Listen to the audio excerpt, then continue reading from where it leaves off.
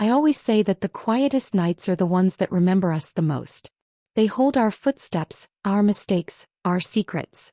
And that night, long before dawn, I felt the weight of something gathering in the dark. Something I couldn't name yet, only sense, the way a mother senses a coming storm long before it reaches her door.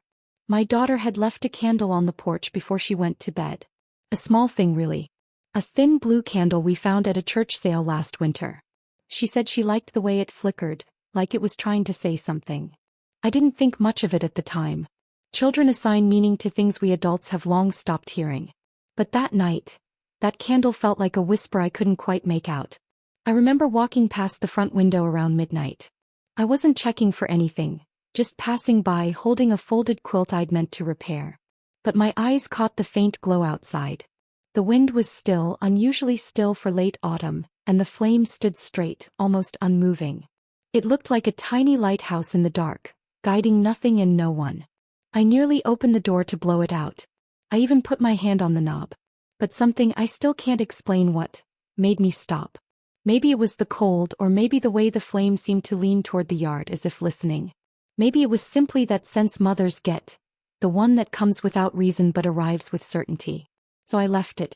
And I went to bed telling myself that in the morning I would carry it inside and talk to my daughter about fire safety, about being careful, about how things left burning tend to attract more than just light. But morning didn't get the chance to arrive on its own. I woke before dawn, not from noise, not from movement, but from a feeling. A pressure in my chest, like someone had quietly called my name from far away. My room was cold, too cold for the season, and the air smelled faintly of smoke, though nothing in the house was burning. I sat up, listened. Everything was silent, except for one thing. A soft tapping. Not loud, not frantic. Just steady. Like a single knuckle brushing against wood. Hip, hip, hip. At first I thought it was a branch in the wind. But the trees weren't moving. The whole world outside seemed to be holding its breath. I pulled on my robe, feeling that same unspoken urgency I'd felt the night before, and I stepped into the hallway. The wooden floor felt cold under my feet, almost damp. I hesitated at my daughter's door, listening, but she was still asleep. Small, peaceful, unaware of the strange quiet filling the house. The tapping came again. This time I could tell. It was coming from outside. From the porch. From the direction of that candle. I moved slowly, not out of fear but caution. The kind that comes when the world feels slightly wrong. The kind you only notice when you're alone in the dark and something small, something subtle is out of place. When I reached the front door window, my breath caught. The candle was still burning. But the flame was no longer straight and still. It bent sharply to one side, toward the yard, as if reaching for someone. And that's when I saw him. A man standing at the edge of the porch steps. Just far enough that the candlelight barely touched his boots. He wore a long dark coat too heavy for the season, and he wasn't moving. Not even when the wind picked up for a moment and blew a curl of smoke between us. He was the one tapping. Not aggressively. Not like someone demanding to be let in. More like someone checking that a door still existed. A soft knock every few seconds, almost ritualistic. I couldn't see his face. The brim of his hat shadowed it entirely. But something about his posture told me he wasn't lost. He wasn't confused. And he certainly wasn't passing by. He was waiting. For me. My first instinct should have been fear. Any mother alone with her child would feel that first. But what washed over me instead was something stranger, recognition. Not of the man but of the moment. Like this was something that had been making its way toward me for a long time. I stayed behind the glass a little longer, holding my breath, watching to see if he would move. But he didn't. Not even when the wind blew harder and rattled the tin siding of the porch. He lifted his hand again. Fully. Purposefully. But that single sound traveled through me like a memory I didn't know I had. I finally opened the door, not fully, just a few inches, enough for the cold air to slip in and for my voice to reach him. "Can I help you?" I asked, though part of me already sensed he wasn't here for help. He lifted his head slightly.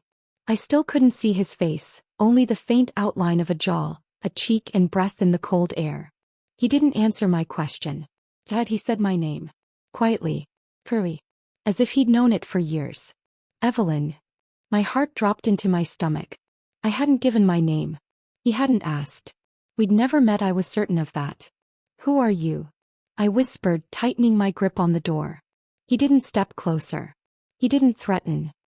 He simply tilted his head toward the candle, the same candle my daughter had left burning hours earlier. That light, he said softly, was for me.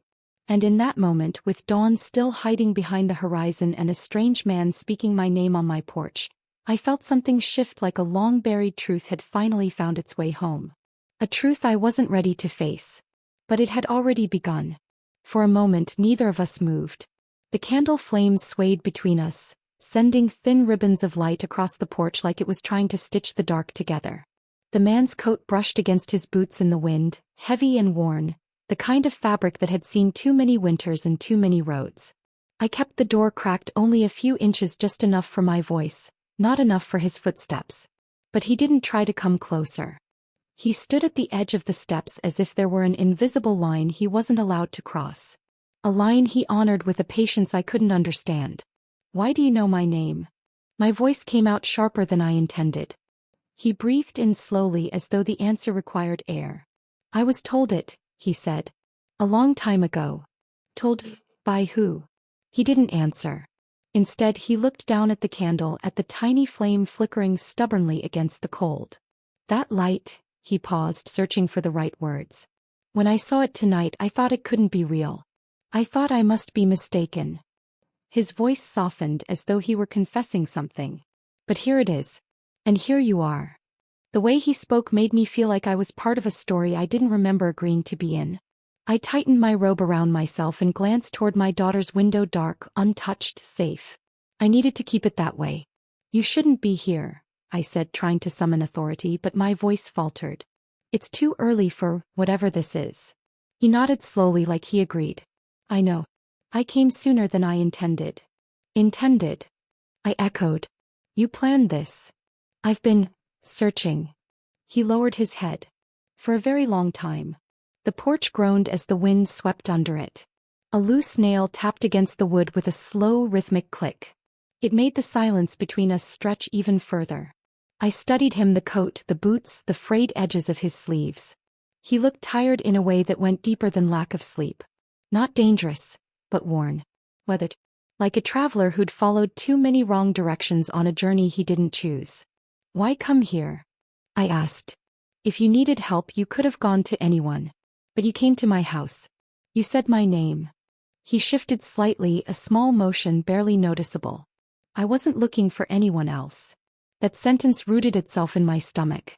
A slow unease crept up my spine, not fear, but the sense that he carried a truth that didn't belong to either of us, yet somehow involved us both. "What do you want from me?" My fingers tightened around the doorframe. He looked up finally. Not enough for me to see his features clearly, but enough for me to see the outline of his eyes beneath the shadow of his hat. There was no threat in them. Only a strange mixture of recognition and regret. "You have something," he said quietly. "Something I was told would find me again." I blinked. "Find you? What are you talking about? I don't even know you." He inhaled deeply, like he was preparing himself for a truth he hated speaking aloud. "Your husband," he said softly. "He knew me." My heart stopped. My husband had been gone for years, lost to an accident that left questions I learned to bury. Questions about where he'd been driving, why he'd left so late that night, what he was planning to bring back. I'd asked myself those questions enough times to wear grooves in my memory. But I had never, not once, imagined a stranger would show up years later, speaking his name through implication like a ghost. My husband. The words felt foreign leaving my mouth. The man nodded once. "Yes." I stepped back instinctively. Not far, just enough to show I wasn't ready for whatever truth he carried. "You're mistaken," I whispered. "You have to be." "I wish I were." His voice cracked slightly at the edges. I swallowed, my throat suddenly dry. "How did he know you?" The man hesitated, really hesitated, as if the truth carried weight. As if saying it might change something permanently. "We worked together," he finally said. "A long time ago. Before his accident." I felt the house tilt for a moment, the walls shifting around me like they were rearranging themselves. My husband had worked at the lumber yard near the edge of town. I knew his coworkers. I knew all their names. I'd brought sandwiches to that place enough times to know every face. And this man wasn't one of them. What kind of work? I asked, my voice barely holding steady. He looked at me for a long moment. A moment that felt like a test of whether I was ready to hear whatever he'd carried all the way to my porch. The kind, he said slowly, that doesn't end when a man dies. A chill moved through me so sharply that I steadied myself on the doorframe. What does that mean? It means, he said, stepping back from the porch as though giving me space I didn't ask for. I didn't come here to cause trouble. I came to finish something he left behind. Something that belongs to you now. The candle flame stretched toward him again, thin and trembling. He lowered his head. And when I saw that light your daughter left, I thought maybe it was time. Time for what? Time for answers? Time for grief I hadn't finished grieving? Time for a truth I never knew existed? Before I could ask, he turned slightly, glancing toward the dark road that disappeared into the pines. I don't want to bring this into your home before dawn, he said quietly. Too much darkness belongs to it. Then he stepped down from the porch, slow, deliberate. I'll return when the sun rises, he said. If you want me to. The cold air wrapped around him as he started down the path. Wait, I called, my voice pushing past caution. What's your name? He paused at the bottom step. For the first time I saw the faint outline of a smile, not of happiness but recognition. Like someone hearing a question they once hoped would never be asked. My name won't mean anything to you yet, he said. But your husband, he never forgot it. The wind carried his coat around him as he walked into the trees, fading into the dark. And I stood in the doorway, the candle still burning beside me, wondering what kind of man knows your name before dawn? And why your daughter's light was the thing that finally drew him home. The house felt different after he left, not quieter, just listening. Like the walls had absorbed his words and were holding them in their wooden breath. I didn't sleep. Instead, I sat at the kitchen table with my hands wrapped around a cup of tea that had long since gone cold. The candle on the porch still glowed faintly through the window, a thin line of gold trembling against the dark. My daughter came in just before the first trace of morning settled on the horizon. Her hair was tangled from sleep and her socks were mismatched, something she never used to do before the accident took the better parts of our routines. Mom, she whispered. Who was he? I hesitated. The truth felt like something fragile, like a folded piece of paper softened by years of handling. I didn't want to crease it in the wrong place. I'm not sure, I said. But he knew too much. She walked closer, pulling a blanket around her shoulders. She didn't sit. She just leaned against the counter, facing me the way a doctor looks at an X-ray before deciding how bad the damage is. Did he say why he came? No, I whispered. Just that, your father knew him. Her eyes darkened. We didn't speak of him often. Not out of pain, but because grief had reshaped our voices around his absence. We chose silence as a way of remembering him gently. Now a stranger had broken that silence with a single sentence. My daughter stepped closer and placed her hand on mine. Do you think he'll come back? Yes. The certainty surprised me. He said he would at sunrise. She nodded slowly, then glanced toward the coat rack by the door, a habit she had when she was trying to piece something together. Something about the presence or the absence of coats made her think of who belonged in a house and who didn't. Mom, she murmured. Why did he say your name like that? I lifted my eyes to hers. The truth had been tugging at my edges all night. A simple question that felt heavier than it should. I don't know, I said. But I did know something. No one called me by my maiden name anymore. Not since I'd folded it into the past like a page I didn't plan to reread. He couldn't know that name, unless... The thought stayed unfinished. A soft knock rattled the front door. It wasn't urgent. It was careful, almost apologetic. But it was unmistakably him. My daughter moved toward the hallway, but I stopped her with a gentle gesture. It's all right, I whispered. Stay where I can see you. I opened the door only enough to meet the early morning light. He stood in the same place as before. One step down, hat pulled low, frost collecting on the shoulders of his coat as though he'd walked a long way again. Good morning, he said softly. The politeness felt strange between us, like a piece of furniture placed in the wrong room. You came back. Yes, he nodded. You asked my name. But I should give you yours first. A cold ripple traveled down my spine. My name.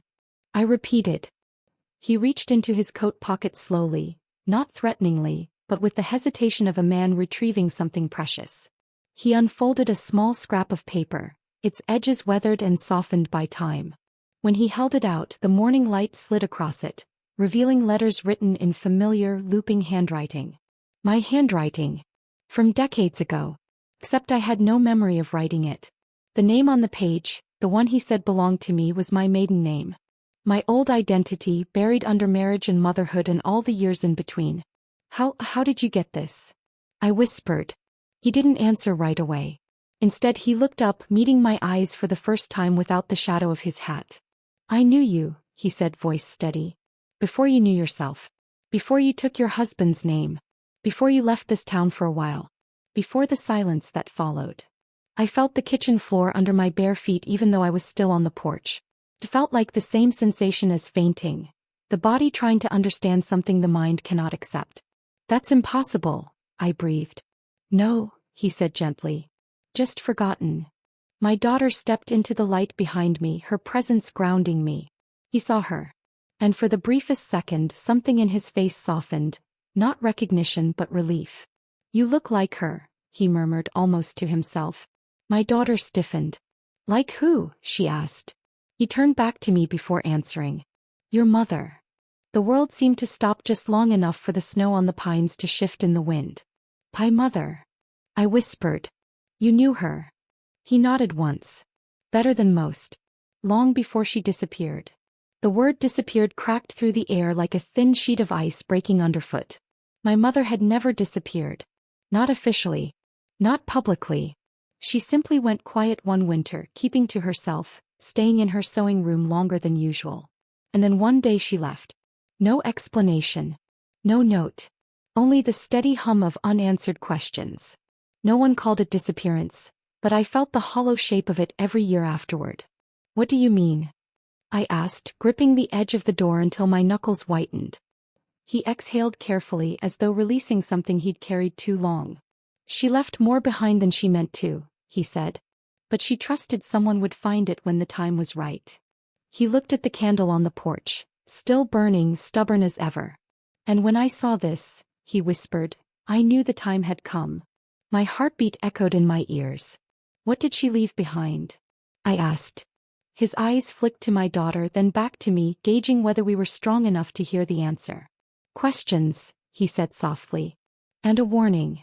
The cold wind swept across the porch, pushing the candle flame toward me, as if it too was waiting for his next words. She believed you'd find her notebook someday, he continued. And that when you did, you'd know to come looking for me. My breath caught. My mother didn't keep notebooks. He shook his head, a faint, sad smile crossing his face. She didn't tell you everything.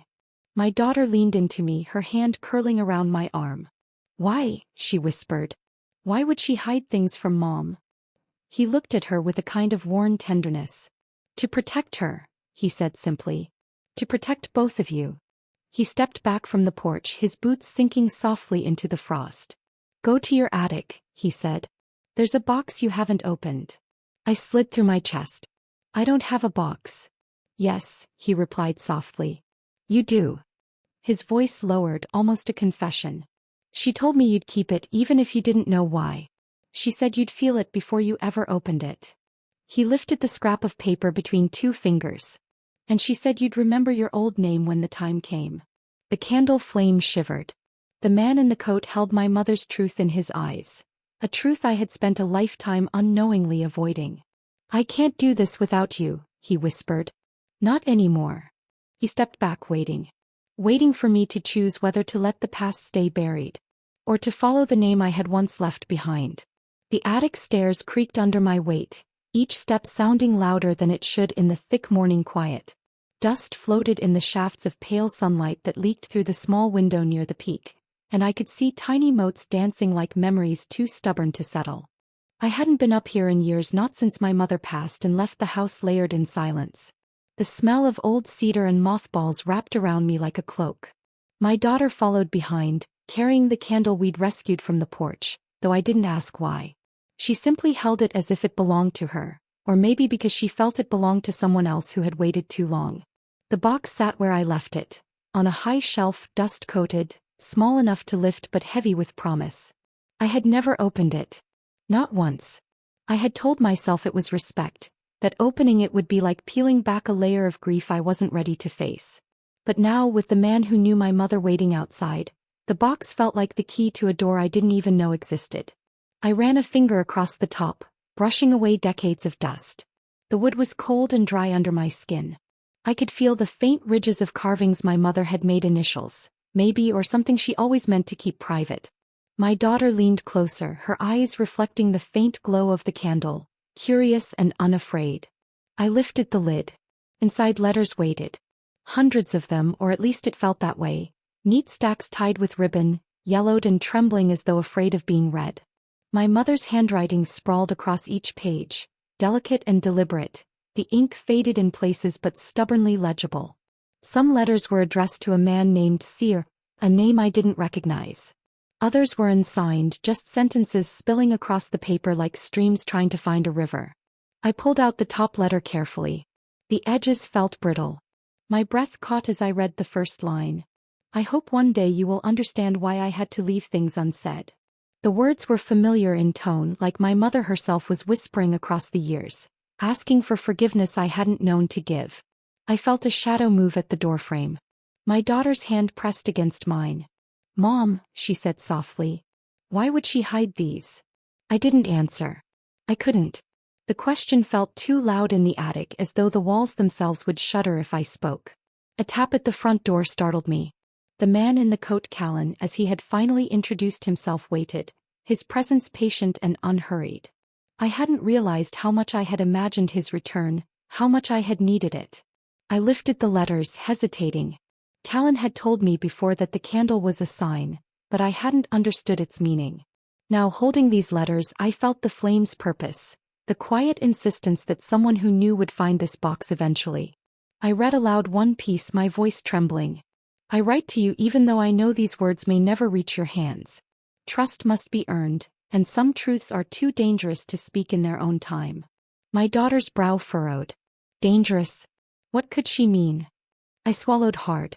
The letters hinted at a story larger than I had imagined, a hidden layer of our family's past that my mother had carried alone.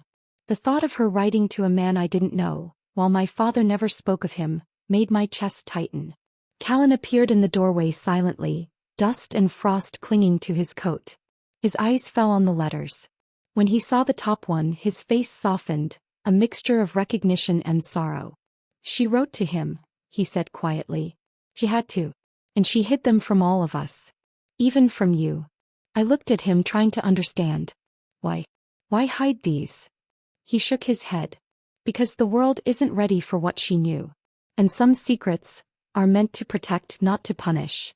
My daughter stepped closer, still clutching the candle. Was she scared? Callan's eyes met hers briefly, then mine. Yes. He was scared for all of you. And for him. I felt a chill run through me, not from the cold in the attic but from the weight of all those words. Fear, love, warning. My mother had folded it all into these letters, leaving them like pieces of herself for someone brave enough to find them. I pulled another letter from the stack, this one thicker, written in darker ink, trembling as if the pen had been shaking in my mother's hand. Callan leaned closer, recognizing the handwriting instantly. He read aloud. "If you are reading this, know that the path you follow will be dangerous. But trust the light that will guide you." The candle's flame flickered, throwing shadows across the wooden beams. My daughter pressed the tip of it closer to the letters as though it could illuminate meaning where our eyes alone could not. "Did she leave more than letters?" I asked. My voice was softer than I expected, tentative, almost afraid of the answer. Callan nodded slowly. "Not here. She left things hidden where only those who looked carefully would find them. This box, it was just the beginning." A gust of wind rattled the attic window, lifting a thin layer of dust into the air. It swirled around us like a whisper, reminding me of the stories my mother had told me when I was small, stories about doors that opened only for those who waited long enough to notice them. I stacked the letters carefully, trying to keep them in order. Each one felt like a heartbeat from the past, fragile but insistent. And though I hadn't understood her handwriting, hadn't understood the life she had hidden from me, I suddenly knew why she had left the candle burning on the porch. It wasn't for me. Not exactly. It was for someone who had been waiting. Someone who needed to find her work, someone who carried pieces of our family's story long before I ever could. Callan looked at the box, then at the candle, then back at me. She trusted you to find this when the time was right. She trusted you to know that what's hidden isn't lost, only waiting. My daughter whispered almost to herself, "It feels like she's here." I nodded. Did feel like that. The attic wasn't just a dusty room anymore. It was a place where the past leaned forward, waiting for acknowledgement, waiting for us to see it without fear. The candle flickered one last time, steadying itself as though to confirm that it had served its purpose. And then, in the silence of the attic, I realized something terrifying and beautiful. The story my mother had carried alone for so long was finally waking. And now, so was I. The snow crunched beneath our boots as we stepped beyond the back porch, the candle my daughter carried bobbing in the gray light of morning. It was the kind of snow that hadn't yet hardened, soft underfoot, muffling the world around us. The pines lined the edge of the yard like silent sentinels, their branches heavy with frost, brushing against one another in a soundless conversation. Callan walked ahead, careful not to trample the narrow trail that had faded into the white. My daughter stayed close, holding the candle high as if it could push back the fog settling in the hollow between the trees. I followed, heart thudding, every step stirring a quiet tension that settled deep in my chest. "This was her place," Callan said softly, glancing over his shoulder. "Your mother used to come here when the world felt too heavy. She needed space, solitude." I looked at the trail, barely more than a thin indentation in the snow, leading into the pines. It seemed ordinary, almost invisible. Yet something about the way Callan's eyes held the path made me sense it was anything but ordinary. "Secret meetings?" asked my voice low. It felt strange to speak aloud, the words forming in my mind. "Yes," he replied. "Not dangerous in the way you imagine, but meaningful. Important to her." My daughter's candle threw a soft light ahead, illuminating tiny icicles on the branches. I could hear my breath, ragged in the stillness, and the snow beneath my boots shifting, settling with each step. The woods smelled faintly of pine resin and cold earth, the scent carrying me back decades before my mother disappeared into silence. "Why bring us here?" I asked, my voice barely above a whisper. "Why now?" Callan's eyes flicked to the candle. "She left signs. Small things. Like the candle. They weren't for you alone. But they were meant to guide you. To me and through me to the truth she carried." We walked further into the pine line. A narrow hollow opened between two leaning trees, almost hidden beneath the hanging frost. Callan stopped, placing a hand against the bark of a gnarled stump. My daughter stepped closer, candle held high, illuminating the faint scar in the wood, 2 letters carved delicately, precise. He knelt beside it, brushing the snow away. "She made this herself," he said. "A memory. A mark. A place to return when the time came." I bent down, squinting. The initials matched a name I'd seen in the letters from the attic. My heart pounded. My mother's handwriting, her voice in the frost. The realization sent a shiver through me.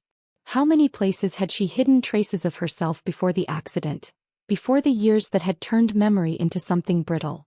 My daughter whispered, "She wanted us to see this, didn't she?" Callan nodded. "She trusted that you would follow it. That the candle's light would show you where to start." The wind whispered through the trees. Tiny drifts of snow shifted, revealing another faint indentation in the ground, a continuation of the trail. I followed it, feeling the crunch of frozen needles beneath my boots. My chest tightened.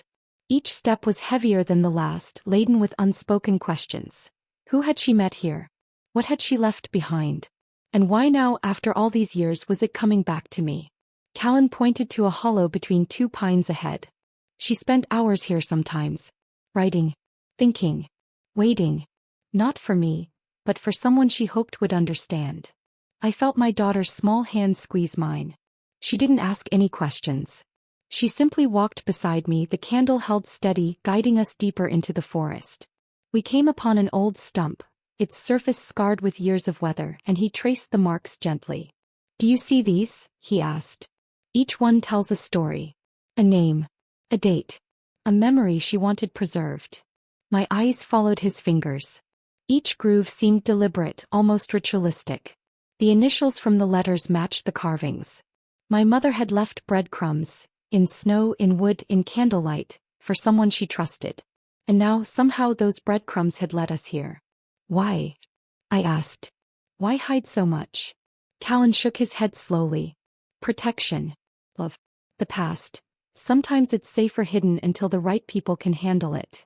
The candle flickered as a gust of wind passed, throwing long shadows across the snow. My daughter pressed the flame closer to the carvings, illuminating the hollow more clearly. It feels like she's talking to us, she whispered. Yes, Callan said. She is. In a way that words never could.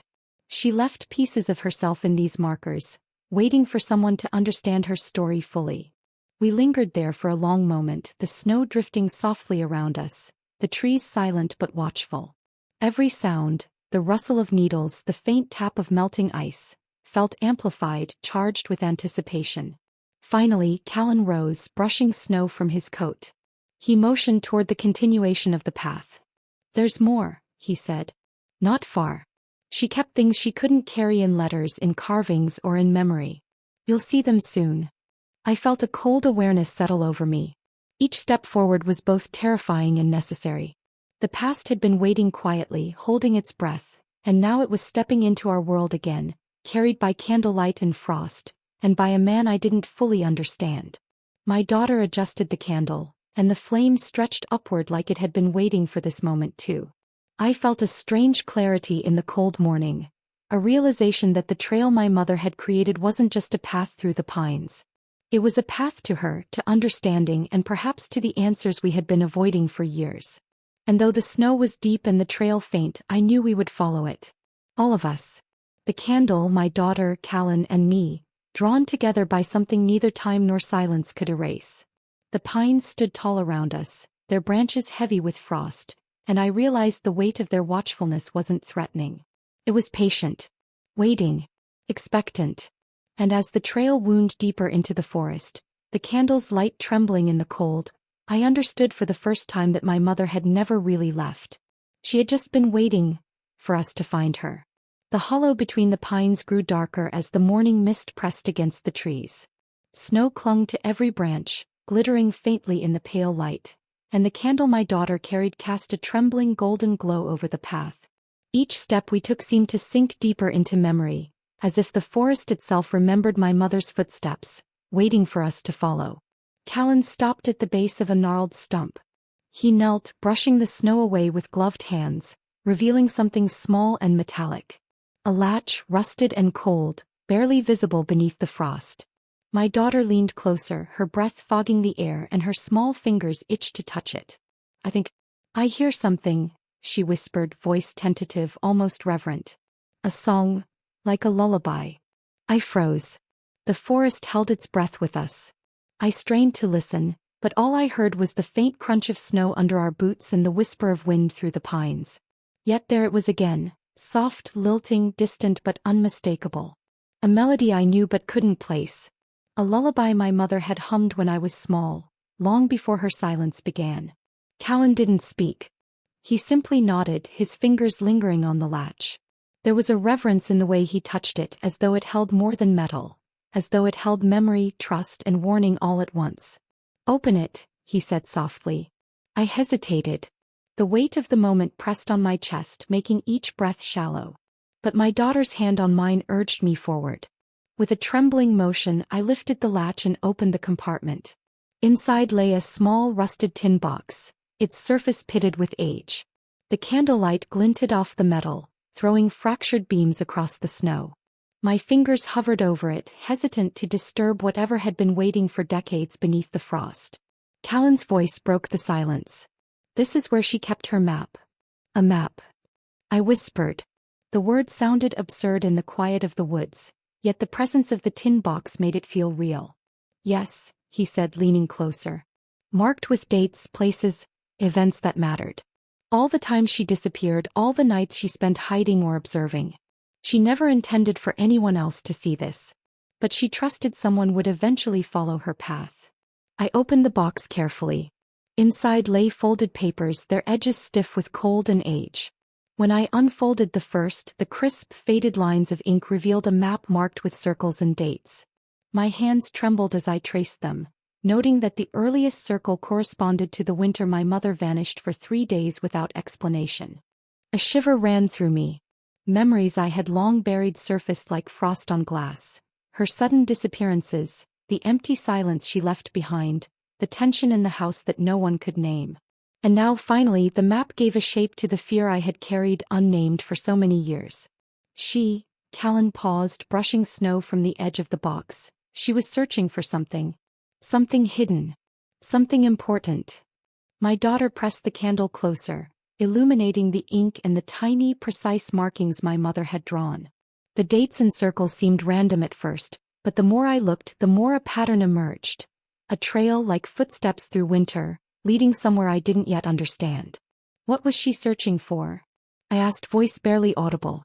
Callan didn't answer immediately. He looked down at the map, his expression tight with the weight of knowing. Something she believed must be protected, he said finally.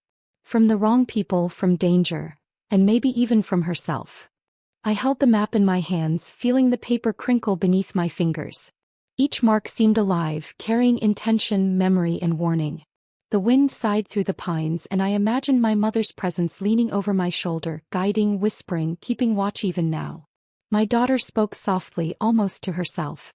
Mom, it feels like she's here with us. Yes, I whispered. I could feel it too. The forest seemed to hold her essence in the silence between branches, in the cold bite of the wind, in the shimmer of frost on the stump. She had left us clues in the smallest, most delicate ways. A candle, a hollow in the pines, a tin box buried in snow. Callan crouched beside me. His gloved hand hovered over the map, tracing lines with a care that suggested intimacy. This winter, he said, voice low, was when she disappeared for 3 days. She went into the woods with a purpose. And she returned with what she needed, hidden in places she trusted no one would find until the right time. I swallowed, trying to hold back the flood of questions. Each answer brought more uncertainty, more weight, and more urgency. Why hadn't she told me? Why had she kept these secrets for so long? My daughter's candle flickered, sending dancing shadows across the hollow. She looked at me, eyes wide with wonder and fear. Do you think she left us a message? Callan nodded. Yes. But it's not written. Not in words. It's in the path, the dates, the places. He wanted someone to follow. To understand. And now you're that someone. I looked at the map again, tracing a path that seemed impossibly long, winding through the woods, the fields, the hidden spaces my mother had once inhabited. My hands shook. Each mark felt like a heartbeat. Hers, mine, and the echo of generations I hadn't understood until now.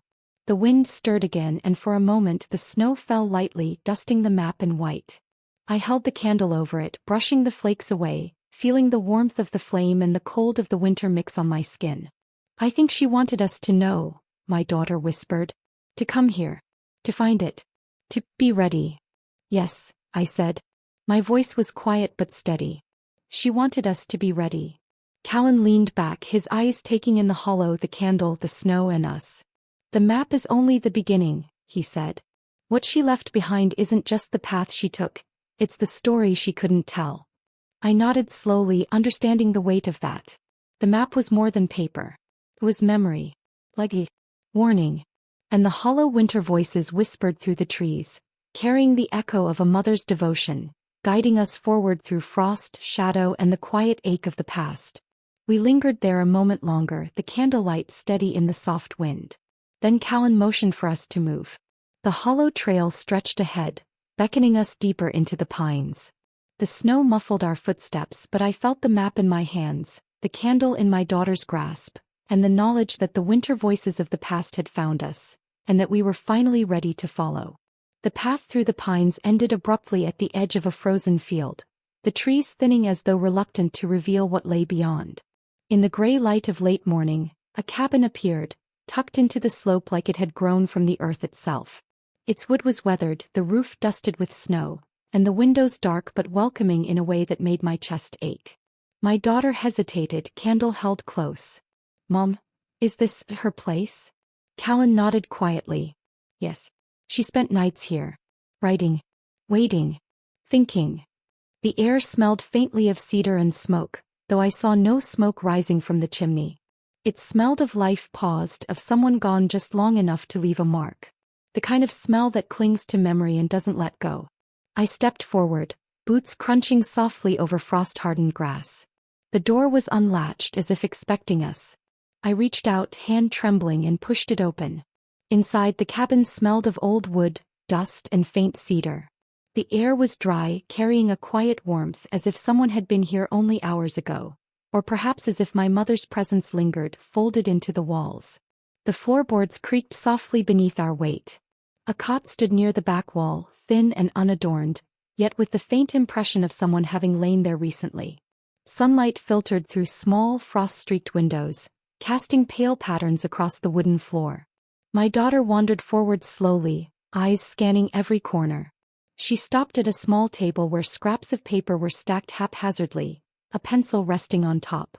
She picked up one and held it to her nose. "It smells like her," she whispered. I bent down beside her, tracing my fingers along the worn edge of the table.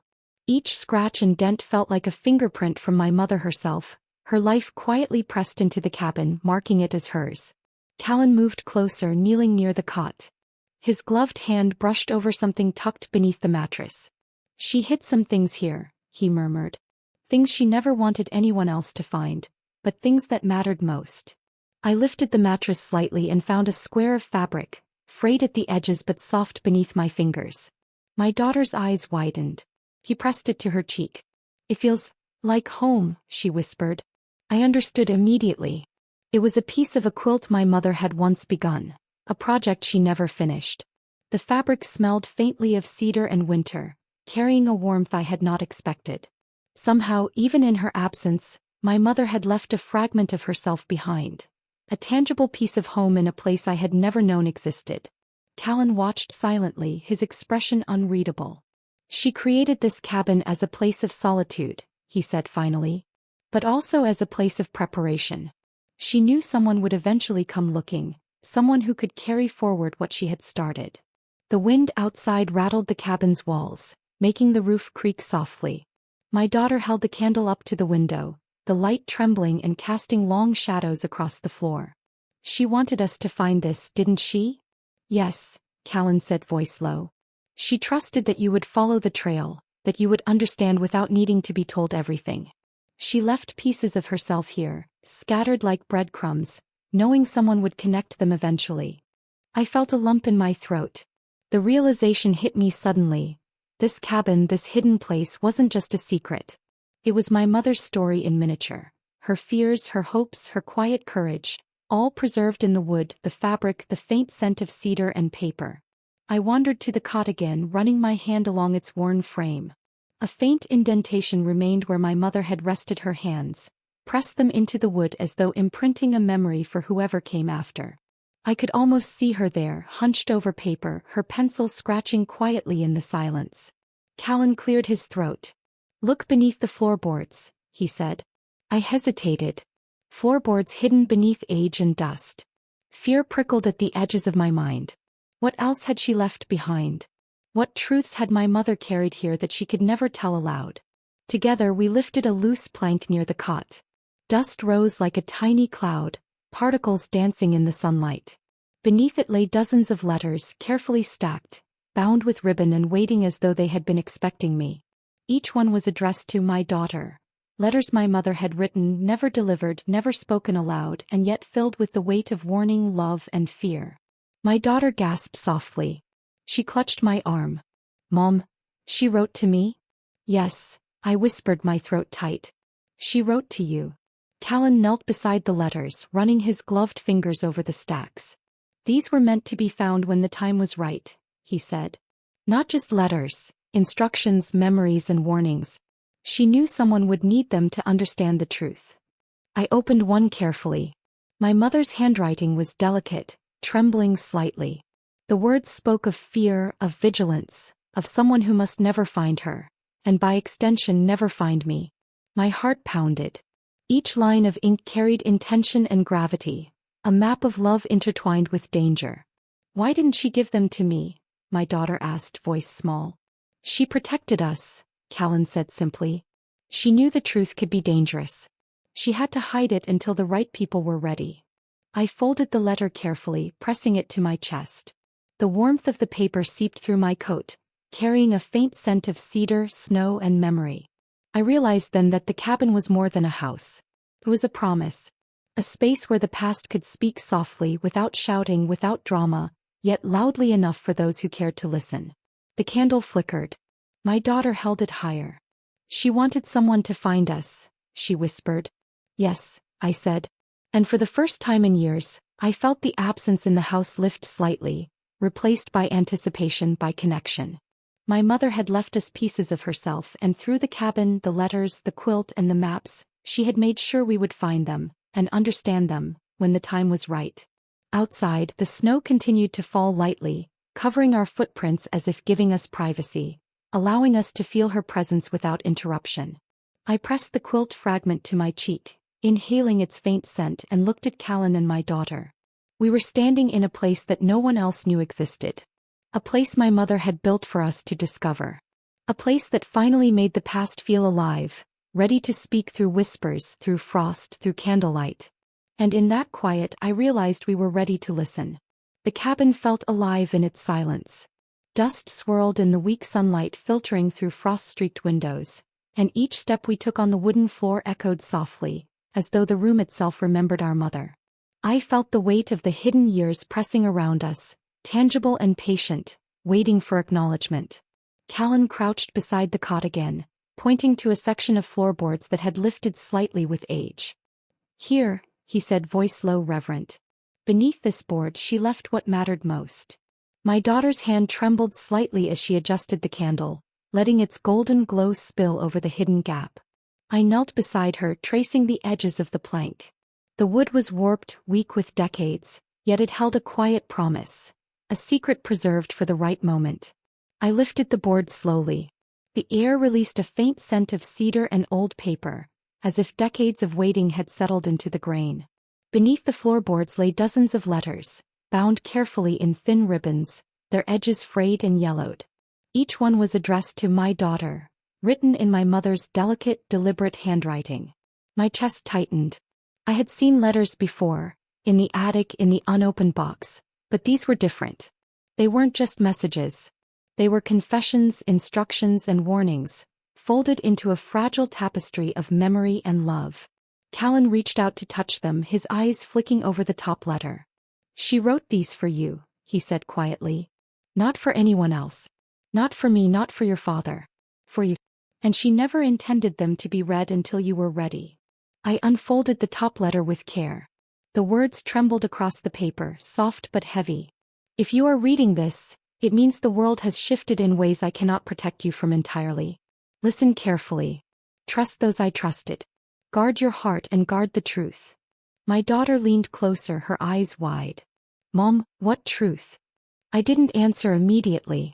The letters smelled faintly of my mother's perfume, of cedar, of winter nights spent writing by lamplight. Each line spoke to me in fragments, a voice from the past carrying weight and warning. Callan's gloved hand hovered over the stack. There's a man, he said. Someone she feared. Someone she warned me about in my own letters. She didn't want him to find you. She didn't want him to find the truth. I felt my stomach tighten. The sense of danger I had only glimpsed in whispers was suddenly clear, outlined in ink and paper, in the quiet curves of my mother's handwriting. My daughter pressed her palm against my arm, small and fragile yet steady. Why didn't she tell me herself? She asked softly. Because she had to protect you, Callan said. Words alone couldn't. She needed to leave instructions, a path that only someone patient enough could follow. That's why she hid them here. I picked up another letter. Its edges were brittle and the ink had faded in some places, but I could still read her careful, deliberate lines. She wrote of fears, of warnings, of someone who must never find her, and by extension must never find me. The words carried weight, history, and an unspoken urgency. My daughter shivered. Is he dangerous? Callan's face went pale for a moment, a shadow crossing his features. Yes, in his own way. But these letters were meant to guide you, to keep you safe. She trusted the right people to carry her knowledge forward. I pressed another letter to my chest. The paper was soft beneath my fingers, but it felt alive, carrying her intent like a pulse. Each folded sheet held her voice, her presence, her love, and her fear. The candle flickered, sending shadows across the letters. My daughter held it higher, illuminating the stacks, revealing the careful, meticulous way my mother had preserved her warnings. "She knew we would come," my daughter whispered. "She left this for us to find." "Yes," I said, the words catching in my throat. "She trusted us. Trusted us to understand, to protect, to carry forward what she could not finish herself." I folded the letter back into its stack and ran my fingers along the edges of the ribbon.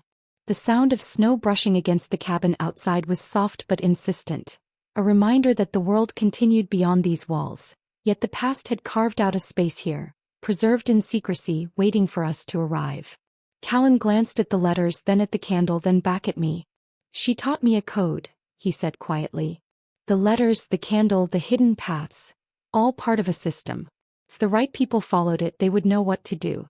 And now you're those people." I nodded slowly, absorbing the weight of his words. Each letter was more than ink and paper. It was a key, a guide, a voice that transcended time, linking past and present. My mother had been careful, meticulous, loving, leaving clues not just for survival, but for understanding, for clarity, for truth. My daughter, still holding the candle, knelt beside me and brushed her fingers over the topmost letter. "Mom, do you think she's here? Watching?" I swallowed hard. I felt the warmth of the letters beneath my fingertips, the cold of the snow outside, and the quiet presence of the cabin. "I think she is," I said softly. "In the wind, in the wood, in the paper. She left us pieces of herself, and she's here in them." The candlelight flickered one last time, steadying as though confirming the moment.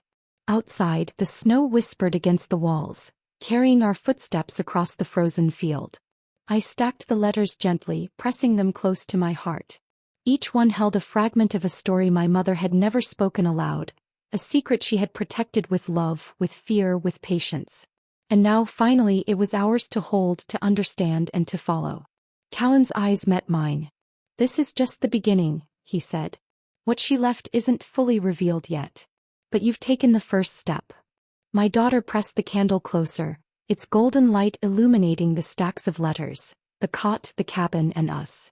I felt a quiet resolve settle over me, the same resolve my mother must have felt when she wrote these words and hid them beneath the floorboards. The past had spoken. We had listened. And now, the path ahead, the one she had carved so carefully, awaited. The snow outside the cabin had settled into a quiet, unbroken white. Each breath I took came out in fog, mingling with the faint smell of cedar and dust lingering from the cabin's walls. The letters lay stacked on the cot, edges curling with age, their ribbons slightly frayed. I held one in my hands and could feel the tremor of my mother's handwriting under my fingers, as if she had pressed a piece of herself into the ink. Callan stood nearby, his hands folded, eyes distant. For a moment he said nothing. Then, almost like confessing a secret to the wind, he spoke. "There's something I need to tell you. Something she and I promised each other long ago." I looked up from the letter, my daughter leaning against my side, eyes wide and searching. "A promise?" I asked. The word felt fragile, like glass in my mouth. "Yes," he said, stepping closer. "The pact. We made an agreement to protect you. She wanted me to guard you from a truth that could have destroyed your life if you'd known it too early. And in return, she trusted me to keep her safe." I felt the room tilt slightly, as though the walls themselves were listening, the air thickening with years of unspoken words. My daughter pressed her hand to mine, her small warmth anchoring me, keeping me steady. "What truth?" I asked, voice barely above a whisper. The letters suddenly seemed heavier in my hands, carrying weight beyond paper. Callan hesitated. His eyes, dark and intense, met mine. "It wasn't just danger she was guarding you from. It was knowledge. Knowledge of who your family really was and what had been done to protect it. She wanted you shielded until the right time, until you could understand it fully." I swallowed hard. My chest ached. All the years of absence, the hollow silences, the empty spaces in the house. It suddenly felt like the past was pressing in from every side, demanding answers. "She wanted to disappear," Callan continued, his voice soft but firm. "Not out of fear. Not out of shame. But because something broke the agreement. Something she could not control anymore. She vanished to protect you and to keep her word to me." My daughter's eyes brimmed with tears. But why? Why couldn't she just tell us? Because words weren't enough, Callan said. She needed to act. To hide. To leave signs like the candle, like the maps, like the cabin. She trusted us to follow them, to understand them, to protect what she couldn't say aloud. I ran my fingers along the letters, tracing the delicate lines. It was strange, holding pieces of her intention, her courage, and her love, knowing she had designed them to be found only when we were ready. The letters weren't just instructions. They were an extension of her presence, a shield and a guide. Callan reached into his coat pocket and pulled out a photograph, careful not to crease it. He handed it to me. I unfolded it and my breath caught. It was my mother smiling, not the tired, reserved smile I remembered from childhood, but a smile full of life, full of light. And beside her, Callan, younger and unfamiliar, their faces close, their eyes unguarded. I had never seen her like this. Never known this side of her. She trusted me, Callan said quietly. And in this moment I think she wanted you to see her like this, free, unburdened, alive. My daughter traced the edge of the photograph with her finger. Why hide a second life? She asked softly. Why keep all this from us? Callan's expression softened, almost haunted. Because she had to protect you. The truth was dangerous.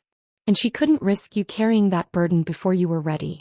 She sacrificed herself in a way so you could live without it clouding your childhood.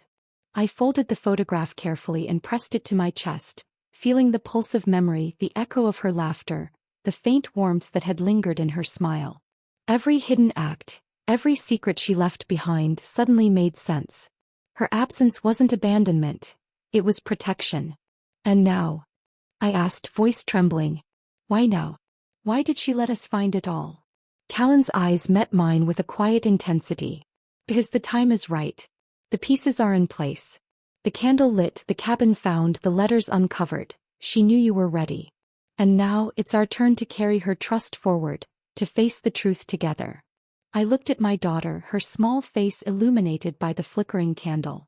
She was clutching the letters, the edges of the ribbon brushing against her fingers, and I realized the weight of what my mother had done. She had left us the means to understand, to protect, to step into the story she had built in secret. Callan knelt beside the cot again, gently picking up a stack of letters. These were my instructions too, he said. The agreement we made, it wasn't just between her and me. It involved all of you eventually. The past was waiting for the right moment to arrive at your doorstep. I pressed my hand to my chest again, feeling the tremor of emotion and realization. The cabin, the maps, the letters, they were all part of her careful orchestration, designed to guide us safely to this moment. She never wanted us to be afraid, my daughter whispered. She wanted us to understand. Yes, I said softly, tears slipping down my cheeks. She trusted us. She believed we could follow her path. And now we are. Callan straightened, brushing snow from his coat. The agreement wasn't forgotten. It was merely waiting. Waiting for us to arrive, waiting for the candle to be lit, waiting for the moment we were ready to understand and act. I looked down at the letters again. Each one carried her voice, her presence, her love, and her fear. And now finally they were ours to hold, to read, and to follow. The cabin seemed to breathe around us, walls settling, floorboards sighing under our weight, the soft scent of cedar and snow and memory lingering in the air. It was a place suspended between past and present, waiting for us to step into the story my mother had begun decades ago. My daughter pressed the candle closer, its flame steady. Do you think she knew we'd be ready? Yes, I whispered, voice breaking. She knew. She trusted us to be ready. Callan's eyes softened as he looked at us. The past was never meant to be a burden, he said. It was meant to be understood. And now, the time has come. The candle flickered once, then steadied. The letters rested on the cot, heavy with unspoken truths. The snow outside glimmered faintly through the frost-streaked windows, and for the first time in years, I felt the absence in our lives shift, no longer hollow but charged with understanding, anticipation, and quiet resolution.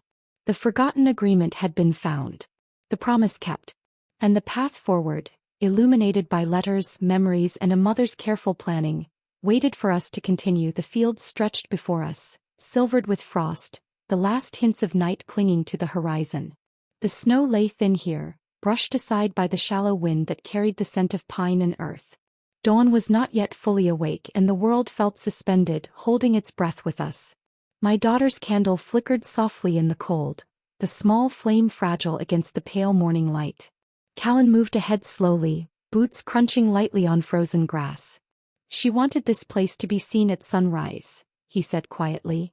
It was always part of the path. I followed, my hands buried deep in my coat pockets, the letters folded in my arms. The field felt both endless and intimate, as though the horizon itself were a stage for a story meant only for us.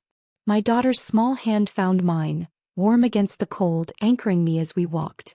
The wind whispered against the frozen grass, and I imagined my mother standing here once, watching the sun rise, her breath forming little clouds in the winter air. I could almost see her, wrapped in her coat, holding a notebook, searching, waiting, the same way we were now. Callan knelt near a patch where the snow had melted into a narrow, half-frozen stream. He brushed away the frost carefully, revealing the edge of a stone half buried beneath the earth. My heart quickened. "A marker," he said softly. "She left this for you. For all of you." I knelt beside him, brushing away the remaining frost. The stone was small, simple, unassuming, yet it carried a weight I couldn't explain. And etched in a careful, flowing hand, unmistakably my mother's, was a message. "When the candle is lit, the truth may come home." My daughter gasped softly. She pressed the candle against the stone, letting the flame illuminate the words. The gold light flickered over the etched letters, making them glow faintly in the morning mist. "She knew we'd be ready," I whispered, voice trembling. "She trusted us to follow." Callan's hand rested lightly on my shoulder. "Yes," he said. "Every step, every hidden place, every letter and every candle, all of it led here. She wanted the truth to be found when the time was right, when we could understand it without being afraid." I pressed my palm to the stone, feeling the carved letters beneath my fingers, the cold seeping through the fabric of my gloves. It was both a connection and a release, a message from a past that had seemed unreachable for so long. My daughter knelt beside me, her small fingers brushing over the words. "What truth, Mom?" she asked softly. I looked down at her, her breath misting in the cold, her eyes wide with wonder. "The truth she protected, all these years. It's not something meant to scare us," I said. "It's something she wanted us to understand, to carry and to honor. It's her story and now it's ours too." Callan stood slowly, looking over the field. The horizon was faintly pink, the first light of dawn spilling across the snow like liquid gold. "She left pieces of herself everywhere," he said. "The candle, the cabin, the letters, the map. All a code. A message. And this marker. This was her final instruction. When you are ready, everything comes together." The wind stirred, carrying the faint smell of pine, earth, and snow. I could almost hear her voice in it, soft, guiding, patient. My daughter's small hand tightened around mine, her eyes still fixed on the stone. "Mom, I think she wanted us to know that it's okay now," she whispered. "That it's safe to see, to understand." "Yes," I said, tears brimming, the cold forgotten in the warmth of revelation. She wanted us to see, to understand, and to carry it forward. To know she never abandoned us, she protected us. Callan knelt again, brushing snow from the ground near the marker. Beneath it, the earth seemed soft, holding secrets, waiting. "There's more here," he said. "The marker isn't just words. It's a place of memory, of instruction. Everything she left, the cabin, the letters, the maps, all of it converges here." I stood and looked across the field, the dawn spreading slowly, washing the snow in soft hues of gold and pink. For the first time, the emptiness that had haunted me since my mother disappeared felt different. The air was lighter, yet full of meaning. The silence no longer pressed on me. It was expectant, waiting, alive with the story she had left behind. My daughter knelt by the stone again, the candlelight trembling across her face. She whispered almost to herself, "I understand, more than I thought I could. She's here." "Yes," I said softly, joining her. "She's here. In every step we took, in every letter, every path, every flame. She guided us always." Callan looked at us, his eyes reflecting the dawn. "The truth is no longer hidden. It's here in our hands, in our understanding, in the way we honor her guidance. She trusted us to be ready, and we are." I pressed my hand over my heart, feeling the weight of the past lift slightly, replaced by clarity, love, and the quiet sense of connection my mother had orchestrated. My daughter's hand rested on mine, her small warmth steady and grounding. The candle flickered once, steadying in the cold morning air. The stone glowed faintly in its light, a quiet, living monument to her care, her love, and her planning. I knew now that every hidden message, every act of secrecy, every sacrifice had been intended for this moment. The dawn of understanding, the recognition of her protection, the revelation of the truth she had safeguarded for decades. We stood there together, watching the sun rise over the field, the snow glittering like glass. And for the first time I felt that the past, all the silence, all the absence had become a story, a path, a bridge. The candle, the letters, the cabin, the marker, all of it converged here in the quiet morning light. And as the frost glimmered in the soft dawn, I whispered, "We've found her. And she's finally home." The house was silent when we returned. The snow had settled around the porch, muffling the world outside. The candle my daughter had carried all the way from the field still burned, though the wax had melted low, the flame small and trembling. It seemed almost alive, swaying in the quiet air as if breathing with anticipation. I stepped onto the porch, boots leaving shallow impressions in the frost. My daughter followed, her small hand clutching mine, the warmth between us steady against the cold. Callan lingered at the edge of the porch, his coat dusted with snow, his eyes soft with reflection. The candle's flame flickered and I felt something shift in the house. The walls no longer held only silence. They held expectation, memory, and the faintest trace of her presence. My mother had left us a trail, a path through letters, cabins, fields, and frost, and now, the final piece of that trail was here, burning softly before us. "She taught you the code," Callan said quietly, stepping onto the porch. "The candle, the letters, the cabin, all of it. She trusted that when the light was lit, the family would be ready to face the truths she had carried for decades." I knelt beside the candle, the wax pooling in the shallow holder. Its glow seemed brighter now, steady despite the draft. I looked at my daughter, her eyes reflecting the warm light. "She left it for us," I whispered. "Not just the flame, but the courage to face what she protected." My daughter's lips quivered, a small, fragile smile forming. "Do you think she wanted him to find us?" she asked, nodding toward Callan. "Yes," I said softly, voice catching. "She trusted him. She trusted him to come home to us, to help us carry what she could not. He's part of her plan, her care, her love, her protection." Callan stepped closer, nodding. "I owe your family the truth. I owe her the promise I made all those years ago. And now, I intend to stay to answer questions, to guide, to help preserve what she left behind." I looked at the candle again, the small flame quivering as if in acknowledgement. It had guided him here, it had guided us all here, and now it seemed to stand as a symbol of closure and beginning both at once. The house felt different. The corners no longer held only echoes of loss. They felt expectant, like the walls were listening, waiting for the next step. My mother's careful planning, her quiet courage, her deliberate absence, all of it had been a gift, a scaffold for our understanding. And now, in the flickering light of a single candle, the house seemed full of her presence, warm and watching. My daughter knelt beside me, brushing her fingers along the wax, careful not to extinguish the flame. "Will it go out?" she asked softly. "Yes," I said. "Eventually. But even when it does, the light she left will remain in us, in the letters, in the house, in the paths she prepared. It's a light that guides, not just burns. She's still with us." Callan placed a hand on my shoulder, steady and reassuring. She made sure that whoever followed the path would understand. That the family would come together at the right time. That the past would no longer be a burden but a guide. I breathed deeply, feeling the cold air mix with the warmth of the candle and the quiet strength of my daughter's hand in mine. For the first time in years, the house felt alive, safe, and ready. Ready for stories to be told, for questions to be answered, and for the past to be honored. The flame flickered again, steadying as if sensing our readiness. I looked around the porch, at the walls, the snow-covered field beyond, and then at Callan. "She trusted us," I said, voice low, reverent.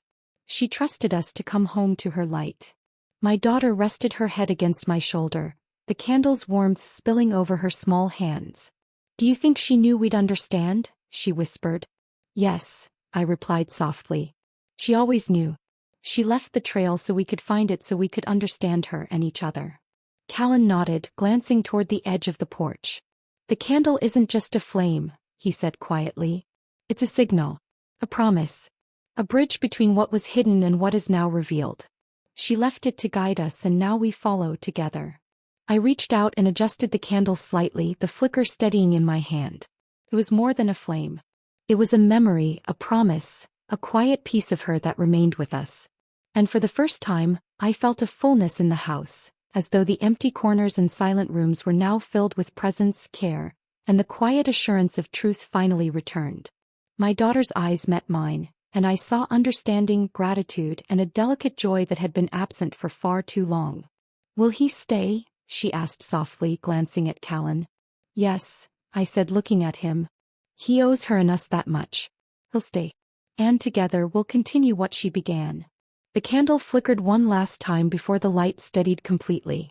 I felt a calm settle over the house, over the field beyond, and over the snow-dusted world outside. The silence was no longer heavy, no longer filled with absence. It carried anticipation, love, and the promise of guidance. I knelt beside the candle, tracing its wax with my fingers. "Thank you," I whispered, "for leaving this light, for leaving us a way home." My daughter pressed her cheek against my arm, and together we watched the flame, its soft glow stretching across the porch, reaching into the corners of the house and beyond. The light she left was no longer fragile. It was ours to carry forward, steady, enduring, and full of her quiet presence. And in that still, gentle moment I understood. The past had returned, the truth had arrived, and the house, once hollow, was alive with the promise she had always intended. The candle burned on, a beacon in the quiet morning, guiding us forward.